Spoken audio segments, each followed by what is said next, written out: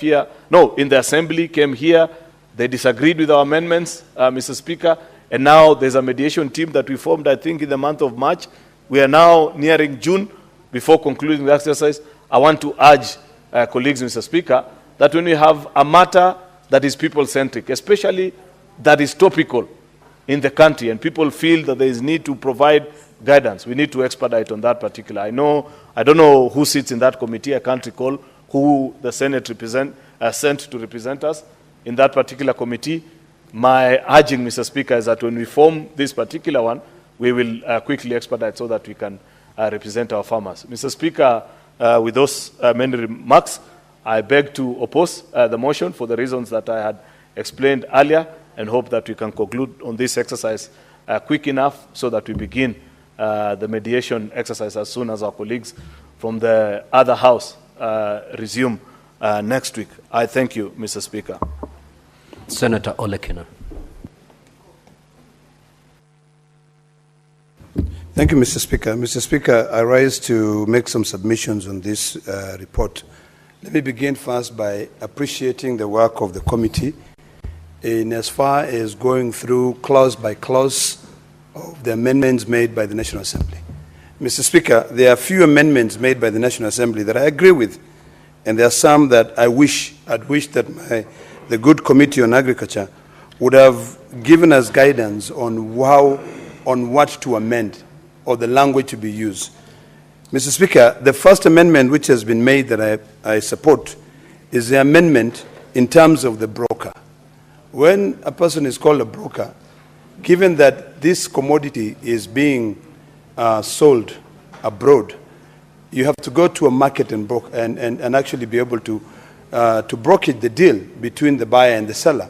So I think it is imperative that you are licensed by the marketing authority. So that's a very, very good amendment that I fully support. The amendment that I do not support entirely is the amendment on who the buyer is. I do not need to be licensed. Sometimes I think we just over-legislate. I do not need to be licensed to be able to go and buy coffee for me to be able to resell. If you look at the amendment as drafted by the National Assembly, you will be shocked that whoever buys coffee must now be licensed. I mean, it's absolutely ludicrous. You know, if I was to buy coffee, I should go to the broker and bid my price and buy coffee if I want to be able to add value. But if there is a farmer in Narok, and now, Mr. Speaker, Narok is also growing coffee. We're growing coffee in Kilgoris. We're growing coffee in Narok South. We are also growing in part of Emurue Dikira. I can see some people trying to grow some coffee plants. So it is imperative that we encourage our population to be able to venture into the agricultural sector and grow. But now if you have to be able to only use a broker to be able to sell, you are actually going back to the colonial era when our country was, you know, the crops in our country were defined between the cash crops economy, and in fact at that particular time we're only growing goods to be able to feed the British in the UK and also the West. So, Mr. Speaker, I think this definition of who a buyer should actually be completely rejected. And I'd hope that the committee would have said, we delete this. Because I've gone through the report. The committee has done a fantastic job. And let me thank the chairperson on agriculture. You know, but I hope that, Mr. Speaker, that the chairperson would have gone and said the committee rejected this amendment and suggested the following, so that it guides us, so that even when we select a team to go through mediation, they can be able to go and say, this is the language to be used. You know, I'd hope that they would have said, in terms of the buyer, remove, you know, delete that. Just let everybody be able to buy.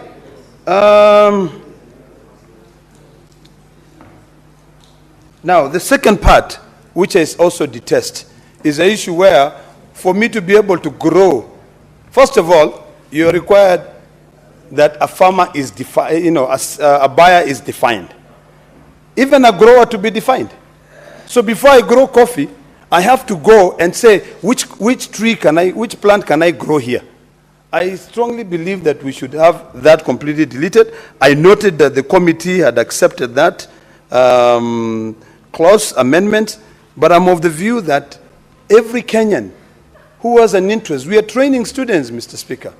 I'm currently recruiting 100 students of Narok County to be able to offer scholarships to them and train them in agribusiness. I don't want to be able to guide those students and tell them you can only be able to plant these tree. So certain definition needs to be removed. So, Mr. Speaker, without wasting so much time, I wish to request my colleagues to go through these amendments one by one, so that when we go through the committee of the whole, sometimes by just rejecting it doesn't help. I think we should be able to figure out, and we can work with the Secretariat, on how we can also further amend those clauses. And then when now we go to the mediation, there is a version that will be coming from the Senate. But if we are just saying that we have rejected because of the following reason and not giving an alternative, that is what will lead to the committee or mediation committee taking more than the 70 days that the majority leader has alluded to. So, Mr. Speaker, I equally reject or oppose this bill, these amendments, and I root for liberalization of the coffee industry. Let everyone